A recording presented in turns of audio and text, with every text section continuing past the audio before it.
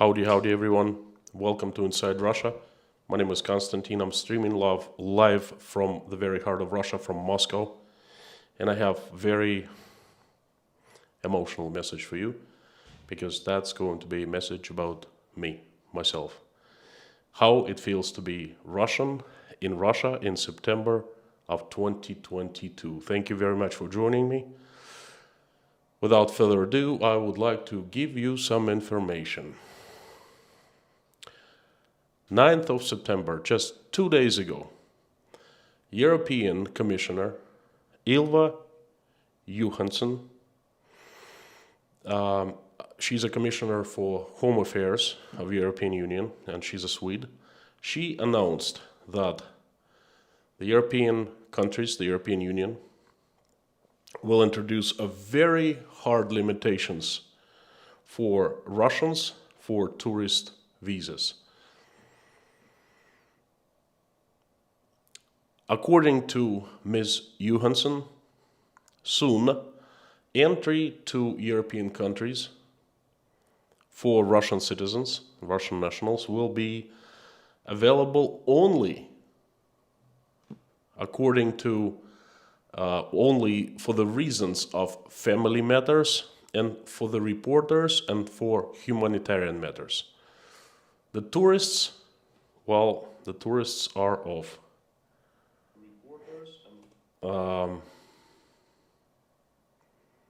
tourists are not in the list.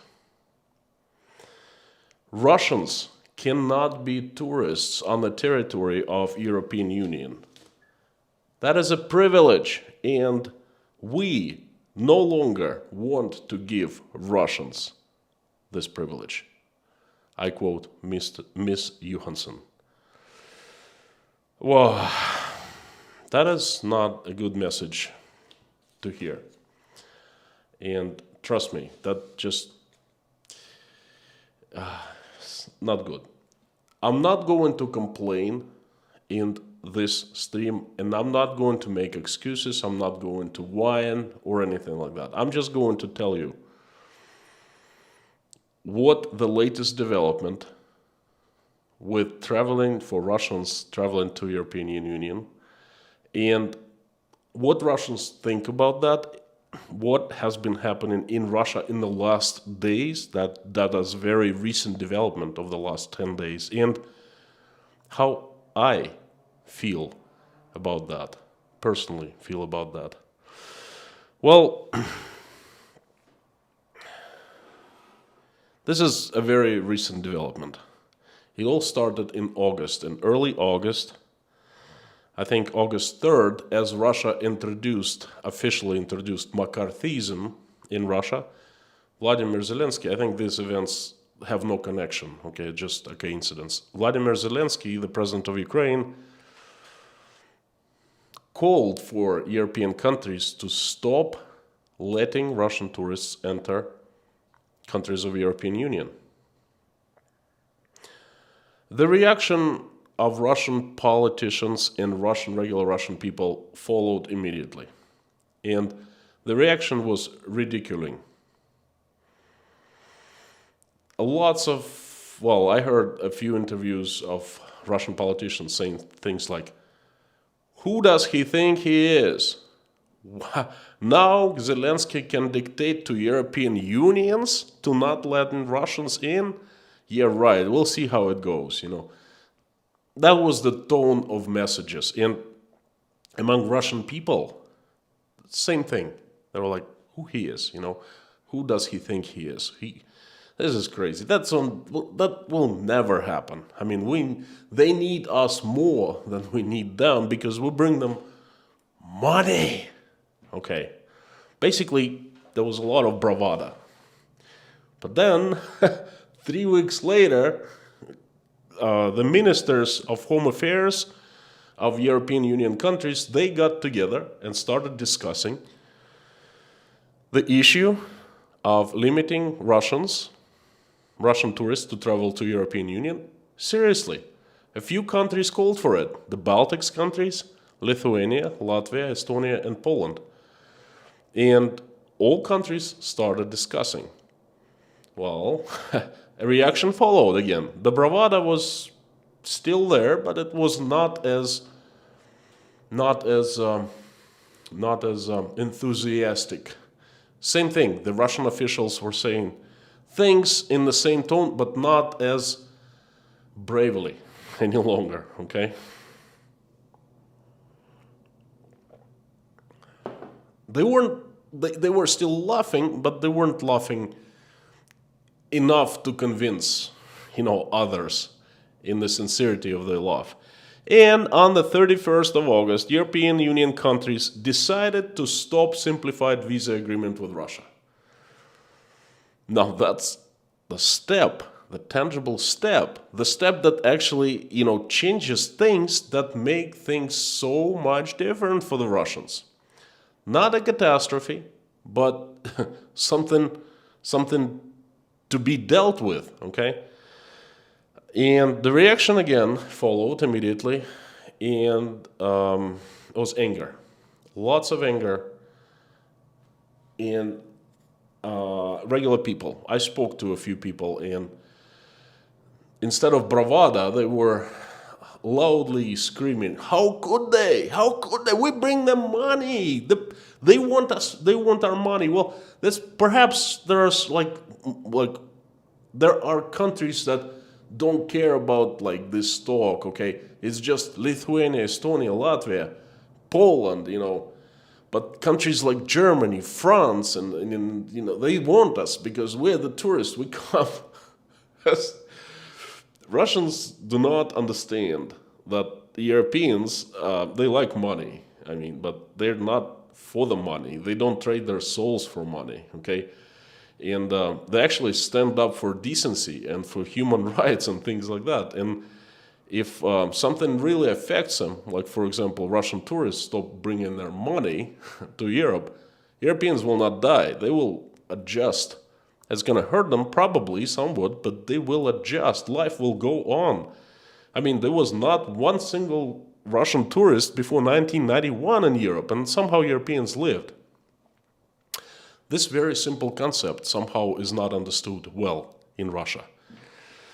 Well, anyway, keep on going. 31st of August, the simplified agreement cancelled. What did it mean for us, for Russians? It means that we, to obtain a tourist visa to Europe, it's going to take us more money, more expensive, and the process will be longer and more complicated. Because simplified visa agreement between Russia and the EU was great.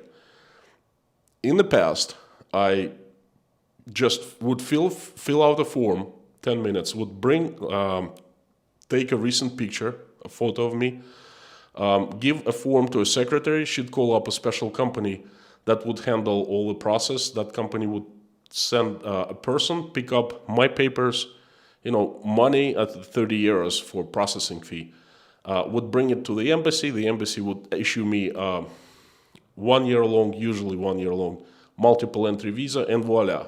They bring it to me, like 4 or 5 days later, I have passport with a stamped visa. Well, not any longer. Now the process is going to be much more complicated, somewhat like in the 90s. But you know what? I can live with that. That doesn't really bother me. And I think that most of Russians also can live with that. Well, the more news. This issue has been very dynamic, okay? It's been in development recently, the latest days. More bad news kept on coming towards Russia. The next bad news was that Lithuania, Latvia, Estonia, and Poland announced that they are closing their countries from Russian citizens, banning Russian nationals to enter their countries for whatever reason, starting September 19th. Russians having visas, not having visas, it doesn't matter. They simply don't want Russian kind in their countries. The reaction followed, both public and private. Public reaction was surprisingly not that much of a bravado any longer. There were top officials. They were very neutral. They didn't laugh any longer. Okay, they said something like, "Well, this is sad. This is a sad matter." And people, regular people, like from the talking to regular folks, me talking to them, they couldn't quite believe that. Again, a few people said, "Well, how come? They don't want our money?" No, they don't want our money. And there was anger, but the anger was not vocal. They're like, "Oh, shoot, we're getting striked from all over, from every single direction. There's another strike towards Russia." Okay. More bad news followed. On the 9th, a couple days ago, European Commissioner for Home Affairs, Ms. Johansson, announced that soon Russians will not be able to enter European Union at all. Tourists or not, only emergency matters such as journalism, humanitarian activities, or the reasons, and family matters. That's it. This is very serious, okay? Not even talking about tourists anymore. Traveling to Europe has been a fantastic, at least for me. I really like Europe. My mom and dad lived in Prague and Czech Republic as residents. They had a residency for 10 years. I visited them quite often. I would take their car and travel to Austria, Germany, as far as, France, all over. I would just drive all over Europe. I really enjoy it. I really like Europe. I like Europeans. It's quite such a difference from Russians, A lot of Russians also did the same thing. They traveled to Europe doing shopping. We would fly with my wife to Milan sometimes to, they have like great sales 3 times a year. Paris, romantic getaways, Rome, just fantastic. And now, just because we're Russians, we've been stripped of this opportunity. Technically, we still can go, but European Commissioner has been very clear that soon, very soon, all countries will follow suit of Latvia, Estonia, Lithuania, and Poland. And the latest blow to Russia came today. Montenegro, as a small country that has been always an ally of Russia, the Slavic country, same religion, same, culture is somewhat close, language, somewhat Slavic origins. Montenegro has been a good friend of Russia. Since 2008, we signed an agreement of visa-free travel. And Russians, to go to Montenegro for vacation for Russians was like for people from Massachusetts travel to Maine and spend a few days there. That's kind of the same thing. No visa, hassle-free travel. You just hop on the plane, fly, enjoy fantastic nature, great sea and everything, and just go back. Lots of Russians bought property in Montenegro because it was cheap and it was affordable. It was just a fantastic place. And all of a sudden, Montenegro makes a statement saying that we will cancel our visa-free agreement with Russia. Basically, Montenegro showed Russia the middle finger today.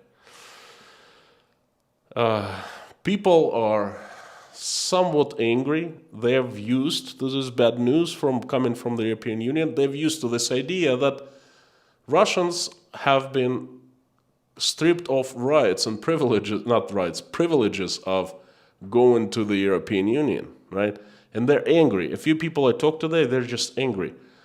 They're saying, they can't do that. They just can't do that, Well, I have a surprise to all people in Russia who think they can't do that. Because, oh yes, they can. It is their right to not let us in. And they basically explain the reasons behind that action of not letting us in. It's not like they're just prejudiced against Russians, but they have very good reasons to not let Russians in, and they have every single right to do that. Well, I've heard that music before. Again, I'm not complaining. I'm not whining. I'm not joining the people here in this country who are saying they can't do that. They're gonna hurt more than we're gonna hurt because it's okay. We'll vacate someplace else, but they're not gonna get our money. Well, the number of countries where we can vacate is shrinking, and I think in the future we'll have very limited options of vacating internationally abroad of Russia.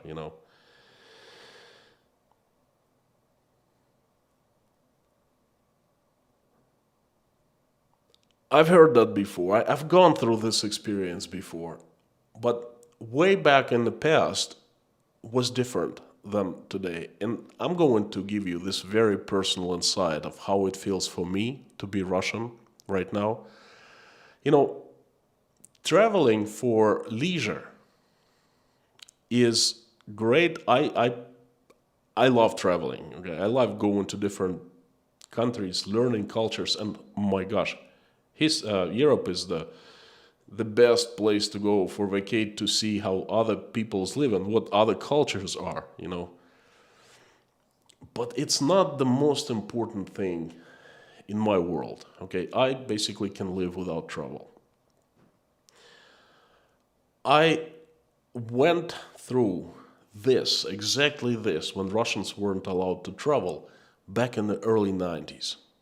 Soviet Union fell apart, collapsed in 91, and Russia all of a sudden gained lots of freedoms, but it lost financial stability. It just basically lost economy. Okay, financial challenges to regular people were hard to describe.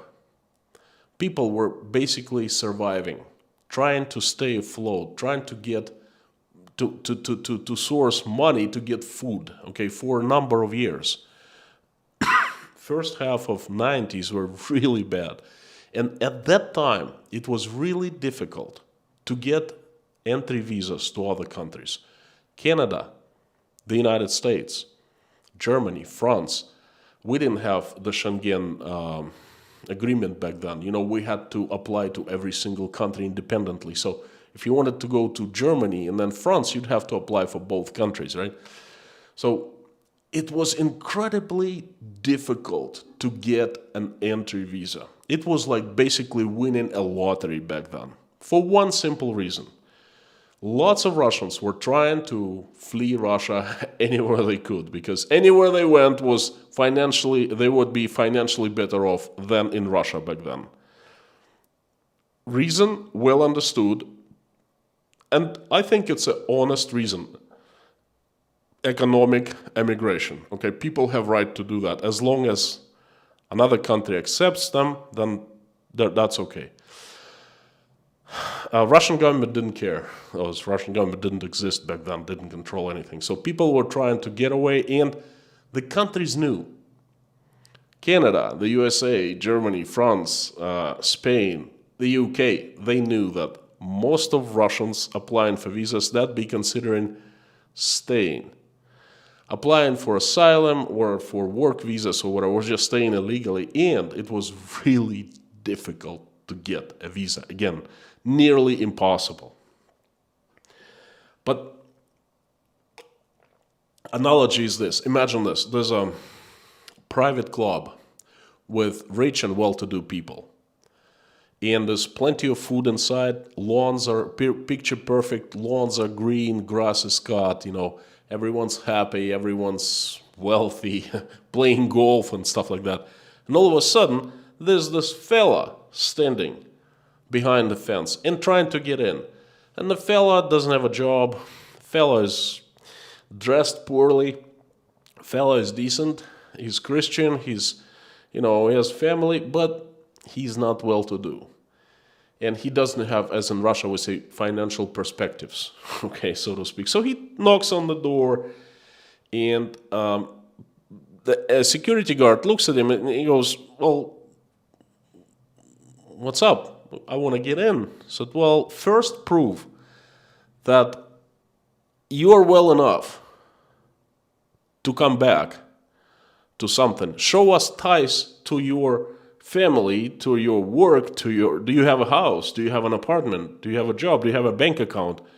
We are just afraid that once you get in, you're going to eat all our food. You're going to stay here, not come back. You're going to wreak havoc. You're going to, you're going to be a nuisance, okay? You're going to hurt us financially. Prove us that once we let you in, you play golf, you hang out with us, okay? You can come back, and prove us that you have enough money to actually pay for your food and cover your bill. And that was the situation.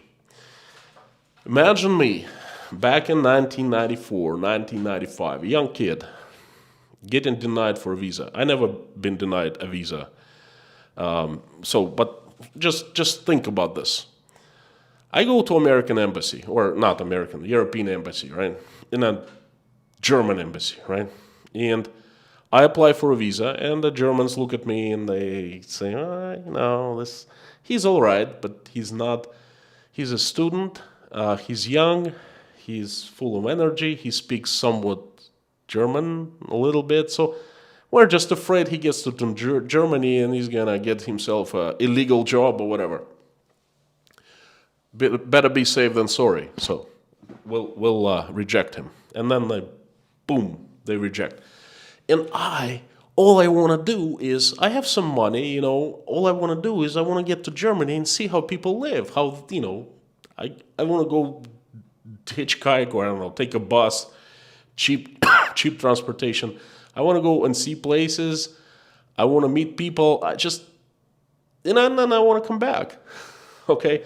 And they look into my face, and without any explanation, they deny me. Okay.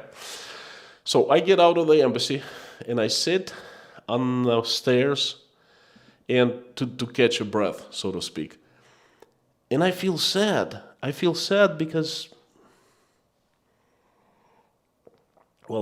disappointed would be the right word, because my plans of visiting Germany were crushed for no good reason.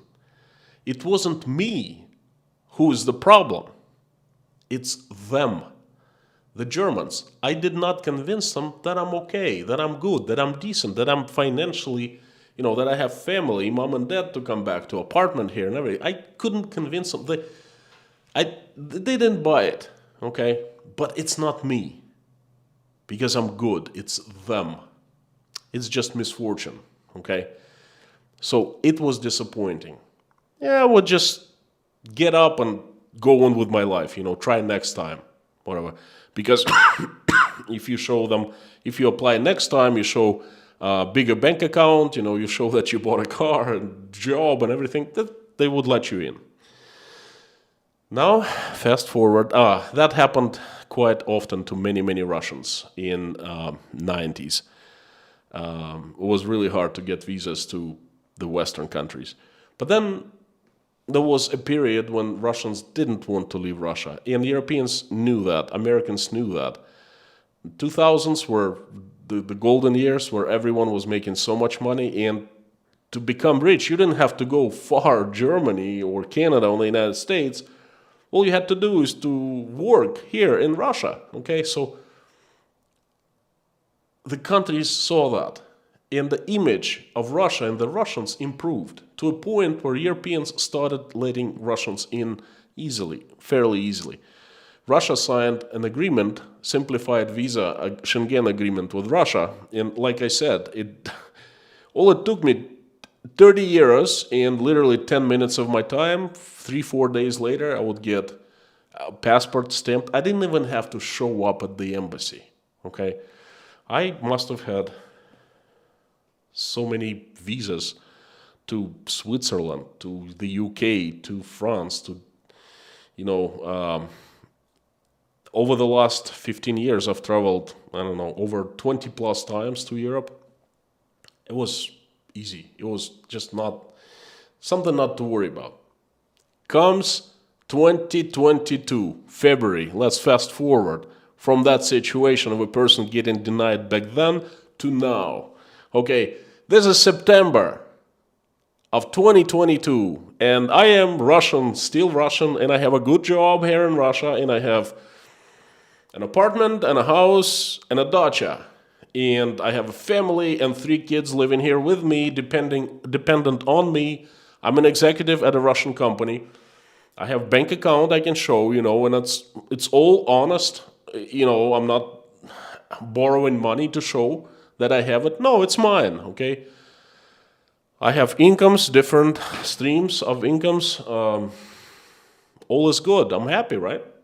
So I take my passport and I go to Germany or, I don't know, Poland or whatever, one of the European countries. And I give the passport and I show all the papers that I am financially stable, much more stable than when I was a student back in 1994. I am so stable, there's no reason for me not to come back from the country. I just want to go take my wife to, I don't know, to Germany or to Paris. Romantic getaway, or I want to go to Germany for Hamburg Fair. I've been there a couple times, And all of a sudden, the person, even without looking at me, just looks at my passport, and that's red, Russian. And the person, the counselor of the embassy, stamps denied without explanation. Probably not even looking at my papers, the proof that I am financially stable to travel, just my passport. Just, this thing that says I'm Russian. And I get out. And instead of feeling disappointed and sad, but fairly optimistic, hey, I can apply next time. This time it's different. It's very, very different, my friends. This time it's pain. Because back then, I had an excuse to myself. To me, I would say to myself, hey, they just don't know I am decent. It's them who are uninformed, who don't know me well enough. But now, I cannot say that because it's me. Not personally, but it's the fact that I am Russian. And they know very well what they're doing. They have a reason. And I have nothing to say to myself. And this time, instead of being just disappointed, and sad, I actually hurt. Because I also understand. I also understand why they're doing that. I also understand that. And that really scares me. Now, forget about all this stuff, mumbo jumbo. They're not going to let you. Again, I can live without going to Europe. That's the price we have to pay. We'll pay it. But there's nothing I can say to myself to justify.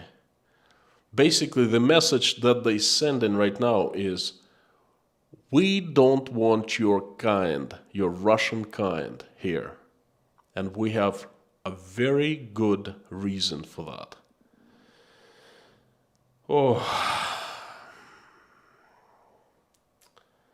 To say that it is painful is to say nothing at all. And again, there's not one excuse I can provide to anyone, to them who deny me, to myself, to others who look at us from afar somewhere. There's nothing I can say. I just sit, I get out of the embassy. The same situation as I described in 1994. I get out sit down on the stairs in front of a big building, let's say. And inside of me, there's nothing except for this void, vacuum, like dryness and pain. Pain, because I know this time it's not them. It's me. It's us. It's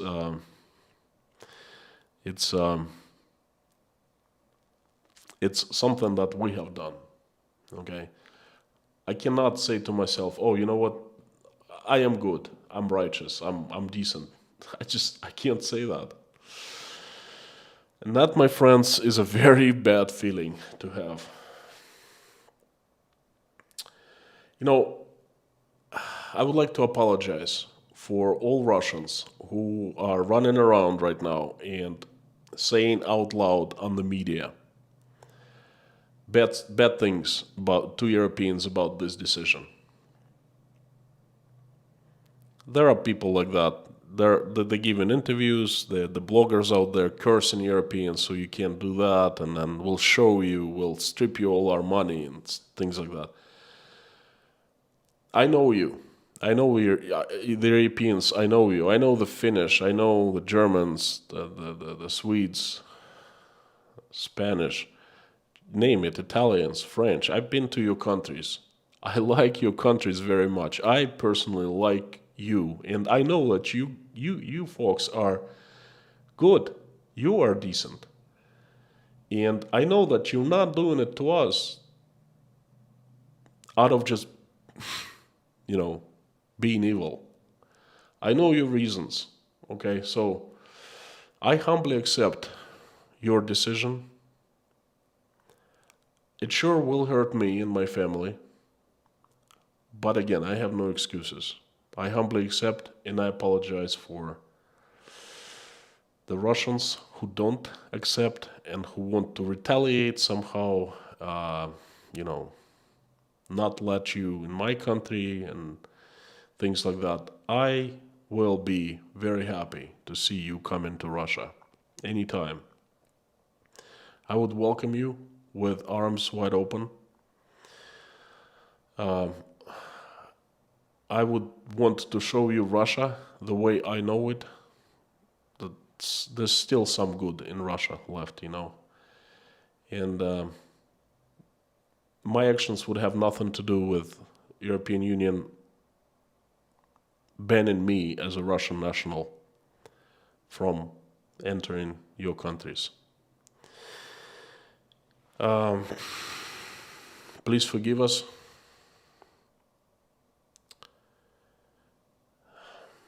I have nothing more to say.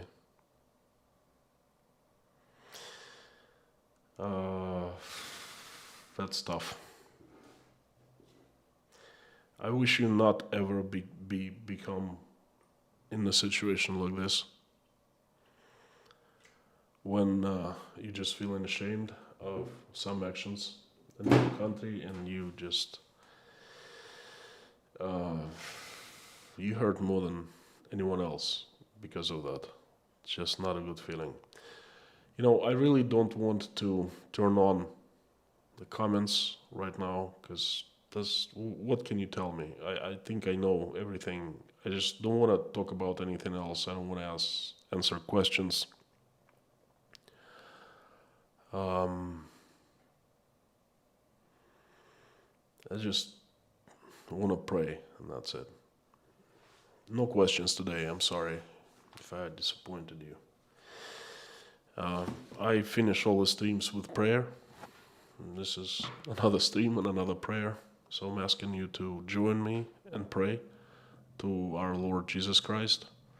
If you're a believer, if you're non-believer, then please join us and pray. Send good wishes, vibes, and energy to people who I'm going to be asking for. Thank you so much.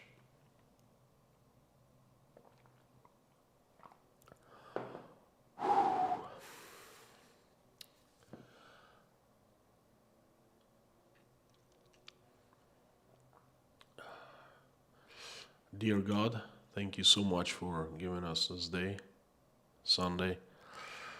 Thank you for putting food on our tables and roofs over our heads. Thank you for surrounding us with people that we love. And who love us in return. Please help our children, keep them healthy and safe. Please help stop the bloodshed in Ukraine.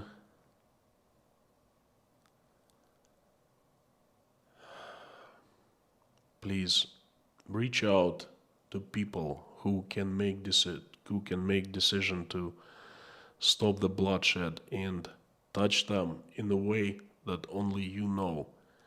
Fill their hearts with love, mercy, compassion, forgiveness. Make their hearts tender and soft. Open their eyes so they can see what's going on, and they will make this decision to stop the bloodshed. I'm also asking for the same thing for the two presidents, Vladimir Putin and Joe Biden. There's people in great power in this world. Please reach out and ask them, make them, not ask, but make them stop this. Fill their hearts with love, mercy, empathy, remorse. Just make them see things and make them stop this bloodshed. Please help everyone in Ukraine who has been affected by the bloodshed, by this tragedy. Hear their prayers, answer their prayers, send them strength, send them recovery. Please send them, relieve their pain, relieve their heartache, answer their prayers, and make their wishes come true, please. Send angels to every single person in Ukraine so they just keep everyone safe and put everyone out of harm's way. Make it stop as soon as possible, please.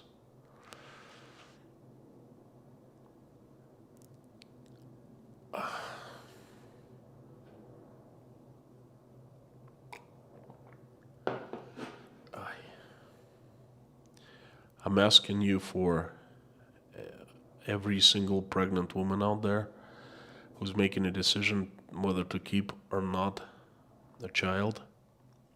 Reach out and talk to them. Give them strength to make the right decision, please. And send help their way, because a lot of them need help. The loved ones who care and love them. Please help my country. Send strong angels with sharp swords to get rid of the demons that have hijacked my country. Make it shine again one day. Make it righteous, please. Because a lot of people in this country need your help.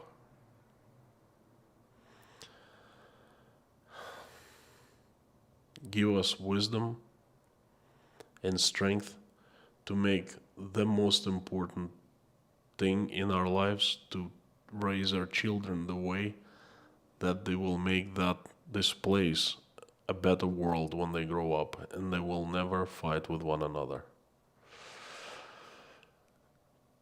Please help all people who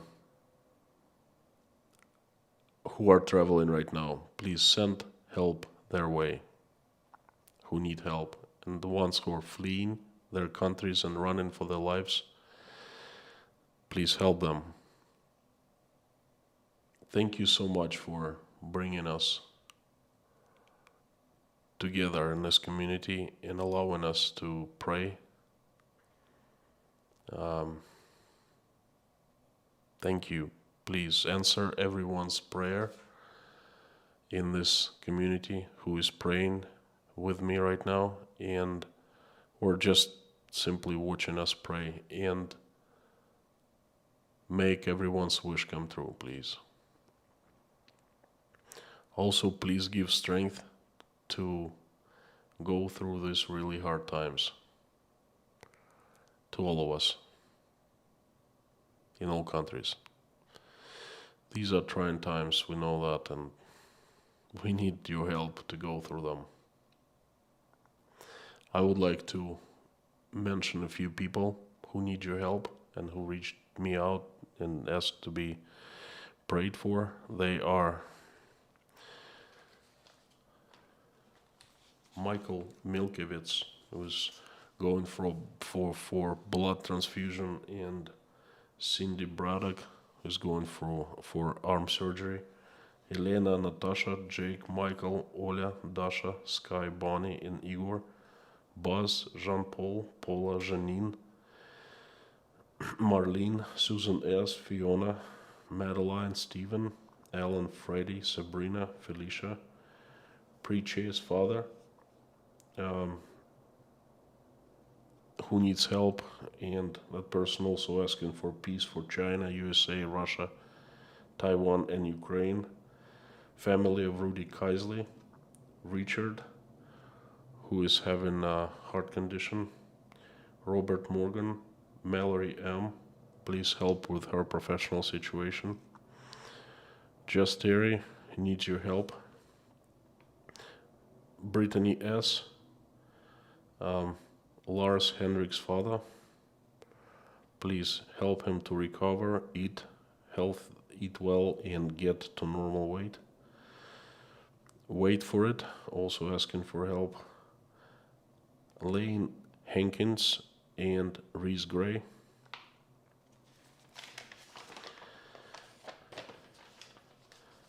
Priscilla, Michelin, King Nero, Golden Griffon, Gaby Hyman, please help with his pain. Martin and Joan, Donald from Wisconsin, always asking for himself and separately for his country, the United States of America. Allison and Dave Moyers, I found Waldo. Liz, Deborah, Isabel Legault, may her father rest in peace and please give her strength to go through hard times. Janice Burgess, Maureen M. and sister. Ariana, Liz, Bruce,